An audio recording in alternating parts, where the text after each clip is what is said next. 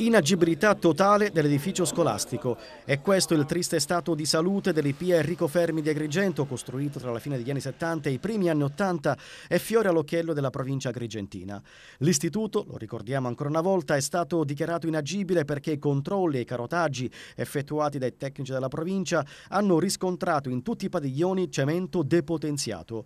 La scuola, che ospita 1200 alunni provenienti da ogni parte della provincia di Agrigento, dunque non è più idonea per le lezioni e a rischio crollo ed è stata fatta sgomberare. Questa mattina la definitiva chiusura dell'edificio da parte della provincia regionale, comunicata dal dirigente scolastico Francesco Casalicchio ai docenti, ai bidelli, agli alunni e ai loro genitori riuniti in assemblea nell'atrio della scuola. Visibilmente amareggiato e preoccupato per il futuro dell'IPIA il preside Francesco Casalicchio. La scuola è stata chiusa per problemi di natura statica e strutturale, è stata chiusa a pochi giorni dall'inizio della scuola e naturalmente siamo tutti terremotati e privi di un sito dove poter andare a fare le attività didattiche. Se questo è poco, siamo di fronte a una situazione surreale che meriterebbe, lo dico ancora una volta, dei provvedimenti d'emergenza. Stamattina qua c'erano 700 ragazzi che se ne sono andati perché hanno trovato la scuola chiusa, perché è tutto impedito e quindi non si può fare attività. Questo è quello che è successo all'IPIA Fermi, che è questa scuola che vedi e che non può più essere utilizzata. L'IPIA come l'ospedale di Agrigento?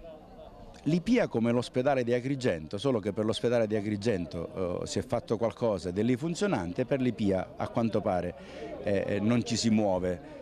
E allora, avendo la responsabilità della presidenza, essendo capo d'istituto, naturalmente ho il dovere di chiedere alle autorità, chiedere alle autorità che venga trovata una giusta soluzione nel breve termine e nel più lungo termine, nel medio termine, perché naturalmente abbiamo la necessità di non fare morire un'istituzione alla quale siamo tutti legati, perché da questa scuola sono nati i tecnici e gli operatori che sono in provincia. Se vogliamo che questa scuola muoia, io non sono per niente d'accordo, perché la mia scuola è la scuola di tutti, è la scuola di 1000 ragazzi che naturalmente hanno il diritto di frequentarla, perché questo è l'unico professionale dove ci sono indirizzi di un certo tipo. Capisco che, come voglio dire, è vero che ci sono problemi di natura strutturale, perché così mi hanno comunicato, ma presumo che ci voglia molta energia per trovare una soluzione.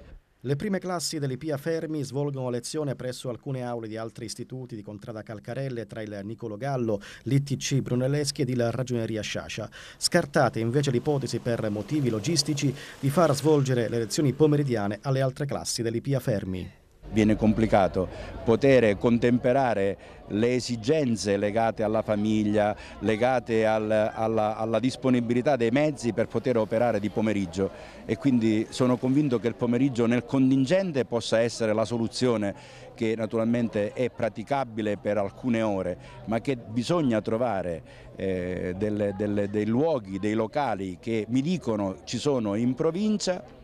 A partire, lo devo dire perché voglio essere propositivo e perché non potrei non esserlo, a partire dalla situazione, da uno stabile che mi viene detto esiste in zona Asi, che è un luogo dove si faceva o si doveva fare la formazione professionale e che potrebbe ospitarci.